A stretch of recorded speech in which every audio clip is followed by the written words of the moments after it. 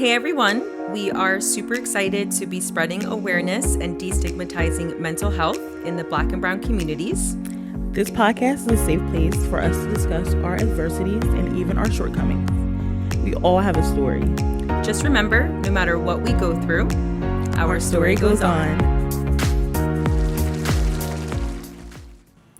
Hi everyone, welcome to episode 8 of Our Story Goes On. And we have Adonis with us again, as I promised from last episode.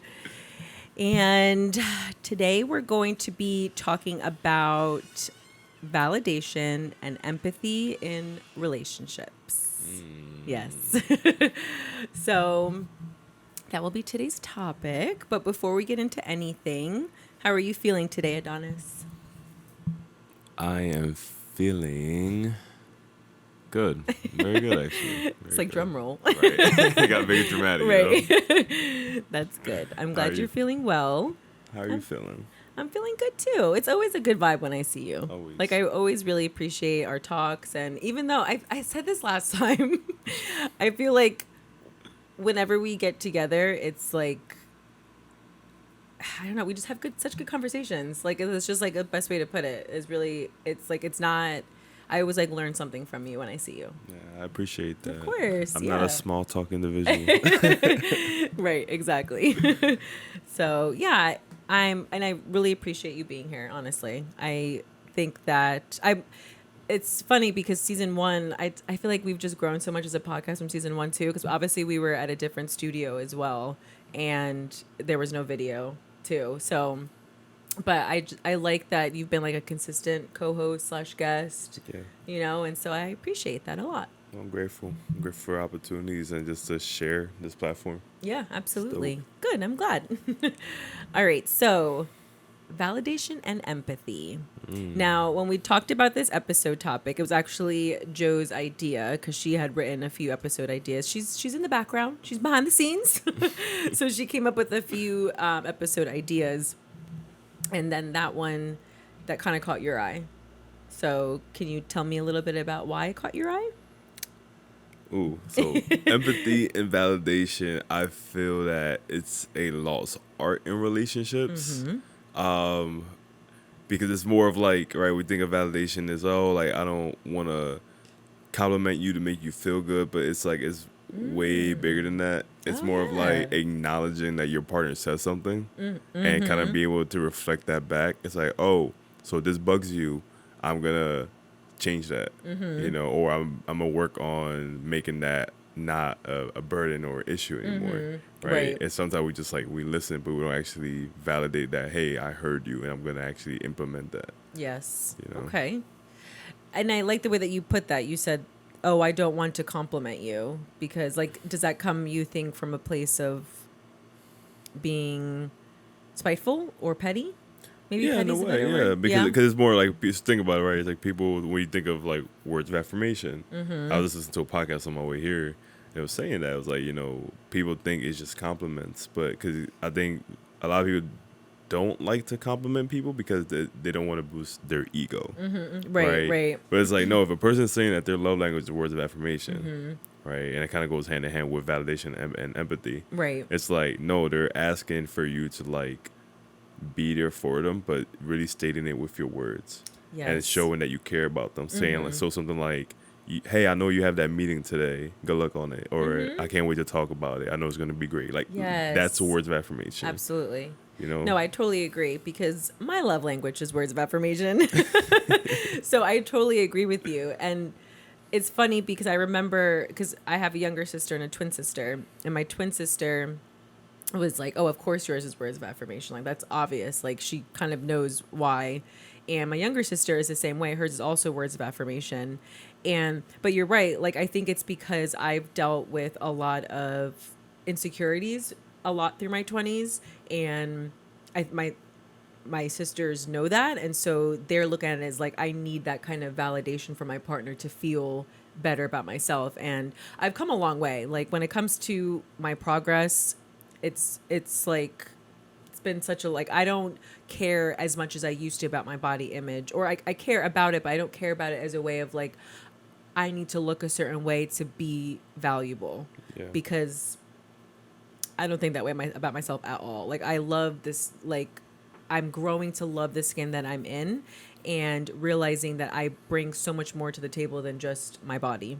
Yeah, absolutely. So, but I think because my twin sister knows that I've had those struggles, she thinks that my love language is words of affirmation, because I want to be complimented to, like we said, validate, oh, I am pretty.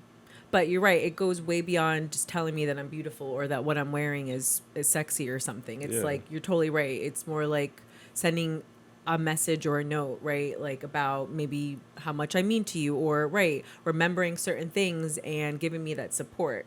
So it's a lot more than just compliments.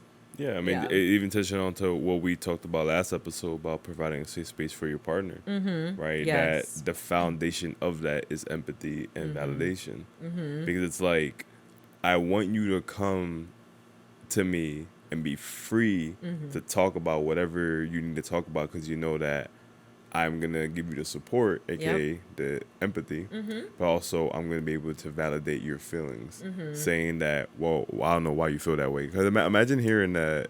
Yep. You know, that's the opposite validation. Exactly, right. You know, it's more of like, all right, well, you have every right to feel the way that you're feeling. You Absolutely. know, no matter if anyone else views it as not being just or valid, but like everyone's feelings could be validated. You Absolutely. know? And that's really the big thing, like just going into validation. So when I hear the word validation, I think that someone is, like when I hear the word validation, I think that someone is allowing me to express my feelings and is not denying my feelings, no matter what they may be. And I say this to my clients all the time, because unfortunately many people that suffer from trauma or depression or even anxiety, like they come with this notion of feeling guilt for what they're feeling. Like, why am I sad? I have a roof over my head. I have a great marriage. I have great kids, and I'm making X amount of money. So why am I feeling sad every day? Yeah. Why is it such a hard thing for me to get out of bed? And it's like, the very first step is to understand that what you're feeling is 100% valid. And yes, of course, shelter is important. It's a basic human need, right? Finances is something that's important if you want to be able to provide, right? But at the end of the day, those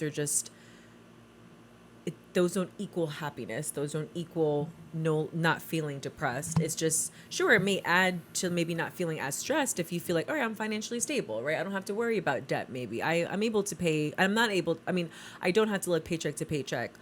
But why does that then equal not feeling depressed or not feeling anxious? And so what I always tell my clients is it's so important to validate your feelings. And anyone who tries to tell you that what you're feeling is wrong or you shouldn't feel that way, it's a huge red flag. Yeah, absolutely. Absolutely. Huge red flag.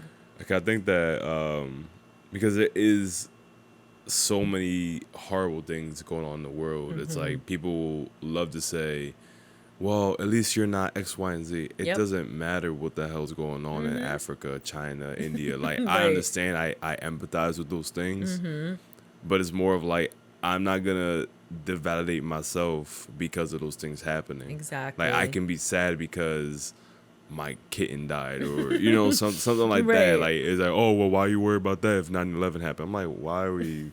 Right. You know, it's right. totally separate The things. spectrum is way beyond, like... You know? Yeah. And I get it. It's like sometimes, like, some people do need a slight reality check. It's like, you know, what you're going through isn't that bad. But what I always say when I talk to friends, clients, whatever, it's more of what you're going through isn't as bad as you think it is. Yep. But it doesn't, like, what you're feeling is valid. It's yes, okay. Exactly. Because something for myself, when I was going through the whole situation about, like, you know, the trauma with my father and, like, the abandonment, it was more perceived abandonment, right? I think that's a level of trauma that people don't talk about. It's perceived trauma, right? 'Cause it could be. That's why you can have two siblings go through the same exact situation and one portray it totally different than the other one. Very true. Right? So it's like I viewed my dad's deportation as abandonment. Okay. You know, so now I have trust issues. Now I have commitment issues. And once I was able to pinpoint where it was stemming, all those issues were stemming from, I remedied them through therapy, meditation, yoga, whatever. But it just goes to show you that that's another layer of trauma that not too many people will talk about. Yeah, very because true. Everything is finite to them. It's like, oh, this is exactly how it happened. I'm like, chances are it might have happened that way, or it might not. Everything you felt was valid. Everything you felt was real, but the way it happened may not have been exactly how it played out. Right, exactly. Yeah, absolutely. I mean, because once you start to feel your feelings, right? So whatever happened, in your relationship or in a friendship even, right? Because relationship doesn't just mean two partners or two romantic partners, I should say. It could be even in a friendship. And it's important to validate those feelings. And then what I was saying was that unfortunately, when it comes to our feelings, we then the next thing that comes are our thoughts. And then our thoughts are directly after the feeling. So if a friend of mine, trying to think of an example, so let's say a friend of mine didn't tell me something big happened in her life, but I found it out through another friend, and I might feel like, okay, I feel betrayed, I feel confused, why didn't she tell me as well, I thought we were friends. And then the thoughts would be like, oh, she doesn't like me, or she doesn't perceive me as an important friend. And then the actions would then be, I maybe shut down, right? Or I don't talk. And so that's all the triangle of feeling, thoughts, and behaviors / actions. And no matter what, though, even if those thoughts may not be real, even if those thoughts may not be in fact, or it's still important to understand that the feelings of it still matter, though. So even though that friend may come to me and say, oh my goodness, no, I'm so sorry, I was just busy, right? Or I love you, you're important, let's hang out. And then now, okay, so now those thoughts are changing, but those feelings might still be there. Yeah. Right? Okay, but I still felt betrayed, I still felt confused, and I felt hurt. So, that's just an example I always think about. Yeah, I think that's where the empathy and validation comes. Yep. Right, that's a perfect example, because it's an ideal response to that would have been I'm so sorry I made you feel that way. That's empathy. That's validating that you're acknowledging how I feel. Yep. And then going into the second part of, hey, but this is actually what happened. I was just busy, X, Y, and Z. So that's what I say all the time. Acknowledgement and / validation go hand in hand. Yep. So it's if you could, if you're observant enough, I think too, it's something that I've learned is you have to also be keen on people may not have the same level of emotional intelligence that you have. Oh my goodness, yeah. My therapist and I were talking about this the other day. Literally. Yeah, because it's so for myself, I've been practicing detachment for 3 years now. Okay. So similar to how I was saying last episode, I have select fucks I can give. You have what? Select fucks I can give. Oh, okay. Not that I don't care about a lot of things, but I choose where I want to put my energy towards. Yep. There's a lot of issues going on in the world, but I'm really just worrying about health right now, health and wellness. Right. So someone else might worry about the environment. I care about the environment, but not to the point where I'm going to devote my life to it. Sure, yeah. So it's just similar to when it comes to caring about other people. Care about other people's opinions. Okay. Because everyone's gonna have an opinion of you. Everyone's gonna have just set standards of how they like to resolve certain situations. So, for example, I know this person that whenever you bring any issue to this person, they will react defensively. I know a couple people like that. Yeah, and it is not about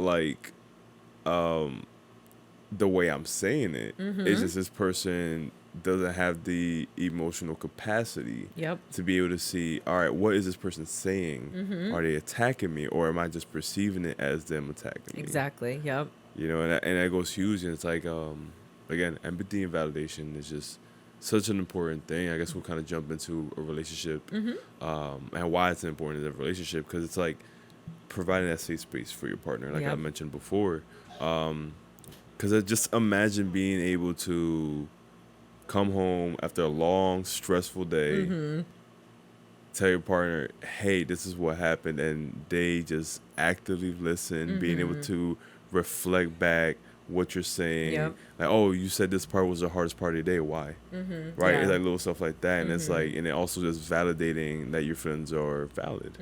You know, Yep, I think absolutely. that's the perfect foundation for any healthy relationship. If you can do that to you for your partner, by all means, again, this isn't like fine advice. It's Right. just things that you can do if you Right. want to improve your relationship if it's lacking in that area. Right. Because again, it's like one thing I've noticed. Just I'm not a dating coach. I'm a health coach.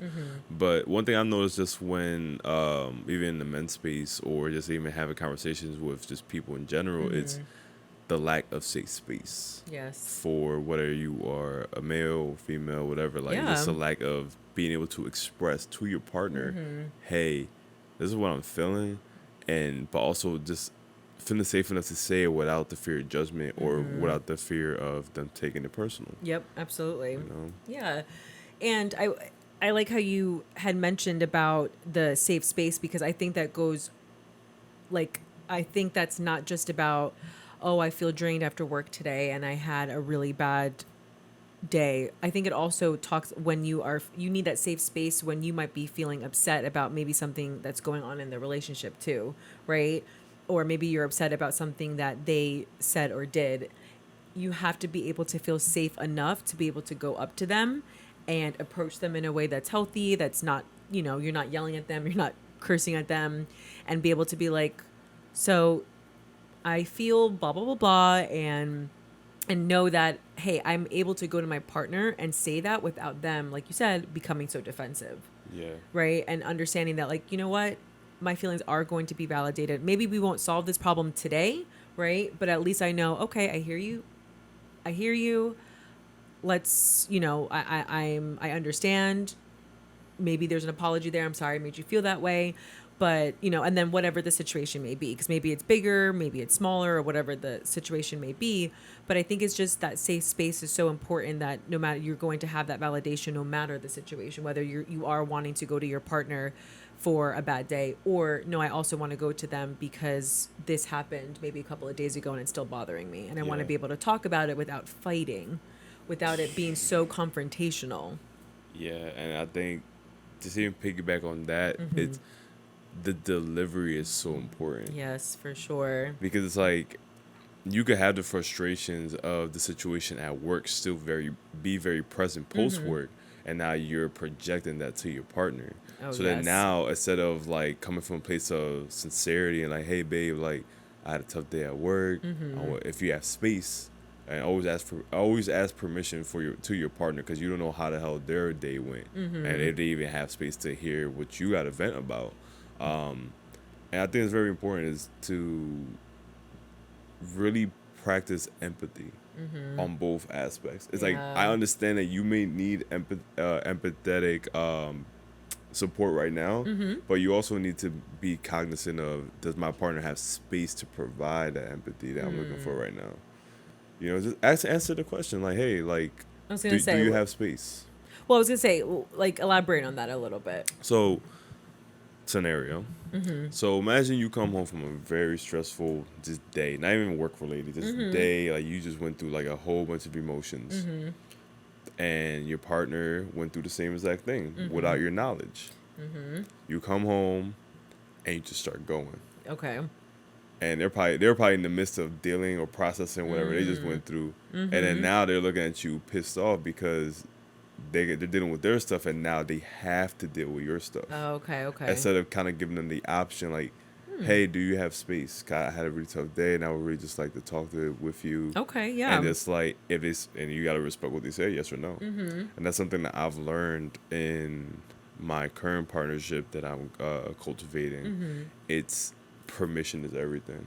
Okay. Just Yeah, I like that. because I don't know, it's just like from past relationships to this new relationship that I'm having, it's like, excuse me, permission is so sacred, because it's like, when it comes to a lot of things, we necessarily don't necessarily have that control permission or orchestrating permission. Yeah. But when it comes to our energy, I think it's very important to be able to establish that safe space, so where you can have that permission statement thing and all that. Because I think it's like when you're in a relationship, it's like an obligation or an assumption that your partner is always going to be there for you. Sure, that's very true. You know, that so it get to this mindset of you have nothing going on, it's all about me. And vice versa. Yep. That's why it's always good to pause, like even in the midst of chaos, being able to find stillness.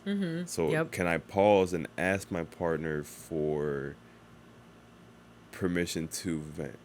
Do you have space? Okay. If you don't have space, all right, if you're in a person, and you should get in a relationship if you have some type of emotional intelligent tools, be able to ground yourself and do what you got to do. Like if your partner doesn't have the space now, maybe go do your meditation, go do your yoga, go take a nap or something. And then, whenever your partner has space to have that dialogue with you, then that's when you should have it. But it should never be a forced, unconsented conversation. Yeah, and I think it also comes from also understanding that you have to be prepared if your partner is going to say, I don't have the space. Is it okay if we table this for another time? You then also have to be like understand that, okay, I'm able to manage that if it happens, like not to get offended if they say no. Because I think, and that comes, like you said, with emotional intelligence and with having empathy on both sides. And like, I'm going to empathize that my partner is not ready to have that space with me right now because I don't know what they may have gone through today. But maybe I'll ask them too, like, are you okay? Do you maybe want to talk about it? I'll have this space, or okay, no problem. But are you good or something, like, just still making sure that like you're checking in with each other and not making sure that it's like, oh, well, I need to talk to you. Like you need to be here for me 100%. Like you'd mentioned. And it really does come from a place of people expecting their partner to be there for them 120% of the time.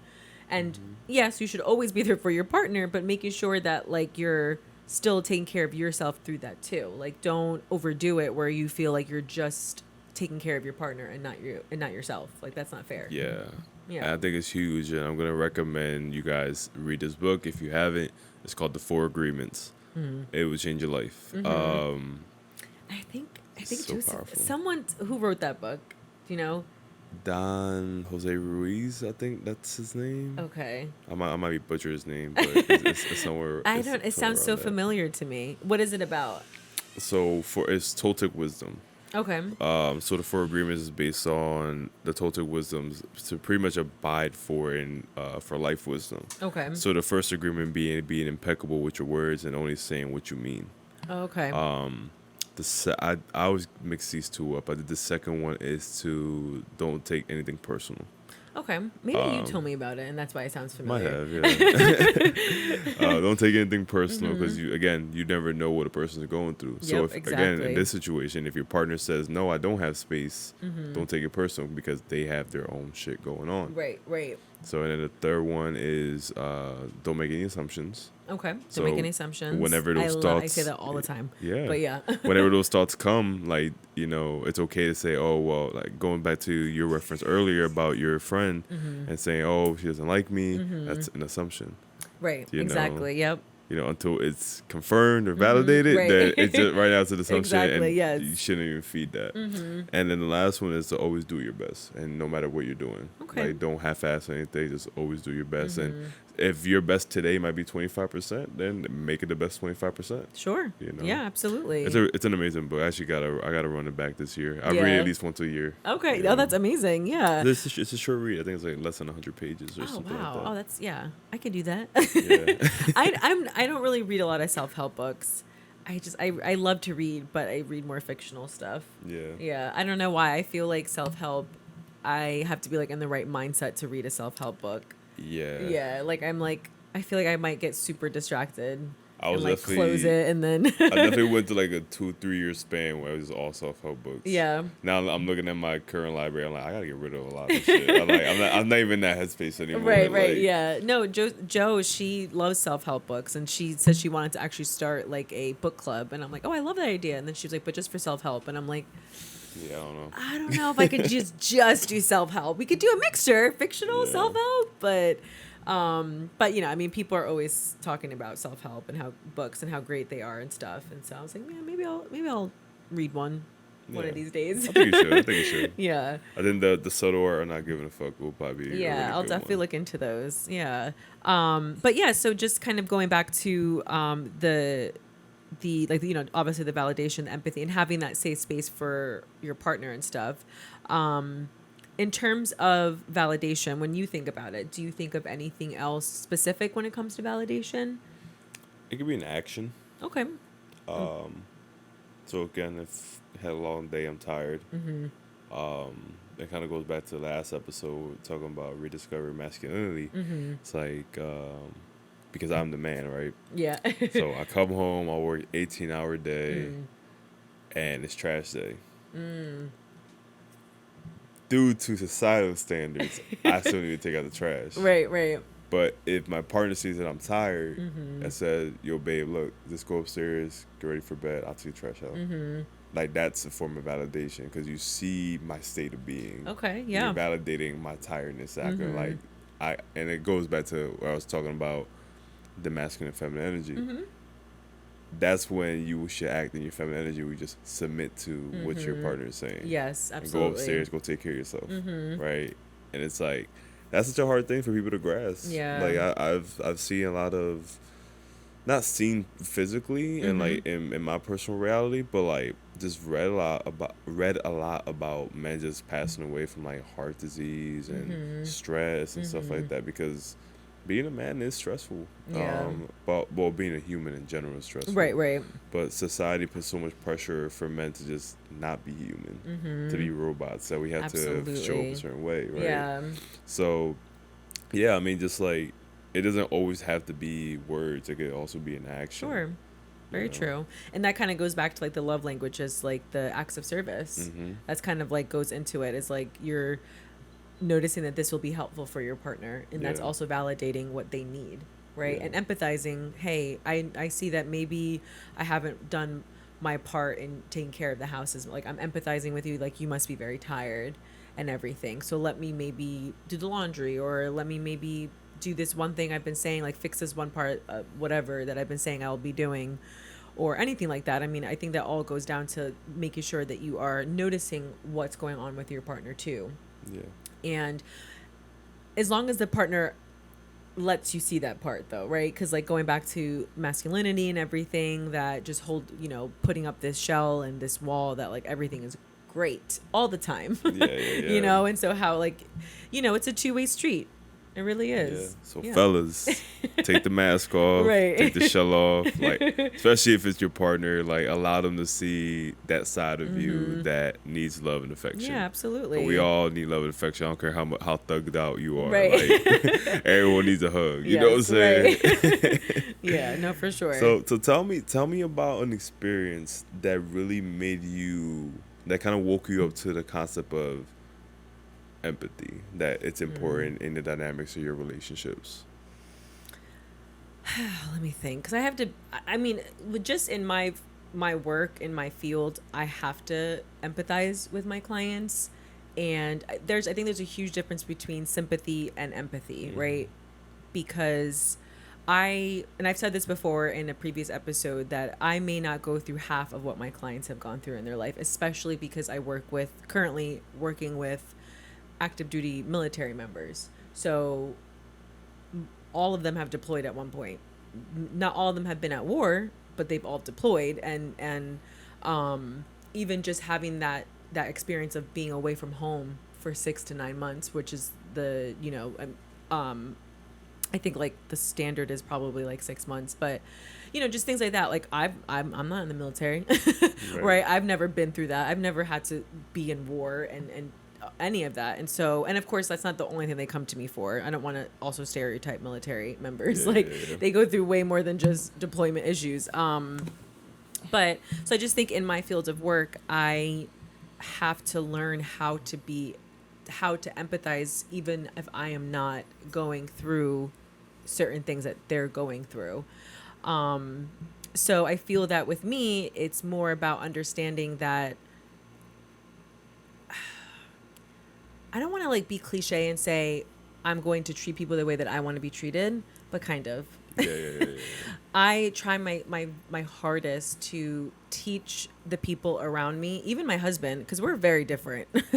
My husband is very masculine, and I try my very best sometimes to be like, did you see what just happened there? He was like, I'm not one of your clients. But it's just kind of like, no, like I'm not trying to be condescending. I'm like, I want to be able to help you realize these certain things so that we can open more of that space to become more empathetic or to be more validating and stuff. So it's more about that in a sense. I just kind of feel like my field of choice, if you will, has taught me a little bit more how to be empathetic and yeah, it's a hard question to answer. Yeah. But so I just feel like in general, I just think for me, it's just, I try my very best to be empathetic towards people's experiences because I feel that I've been through a few things and I would never judge a person based on a choice that they made because I believe that you made that choice at that time because you felt like it was best for you in that time of your life. And so I think that's helped me a lot too, to try to empathize because I can never put myself in your shoes because I've never been there. Yeah. So how could I sit there and judge you for it or try to make you feel like bad for what the choice that you made? Yeah. So, yeah. That was great. I like that answer. That was a But good what about answer. you though? Ooh.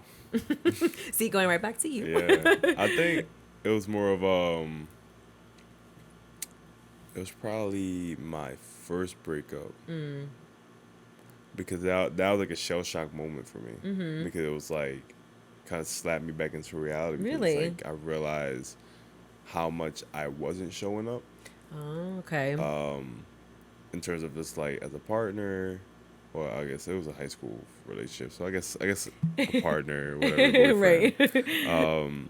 But the lack of reciprocity, the lack of validation, the lack of empathy, it was very much hyper masculine, where Okay. it's like fuck your feelings, pretty Right, much. right. Like I hear what you're saying, but I'm not listening. You know, but it wasn't until like the breakup happened where it was like it put me in a place of like trying to figure out why it happened, like why did we break up. But it's like it ultimately comes back to the way I was treating her and the lack of the way I needed to treat her. Okay.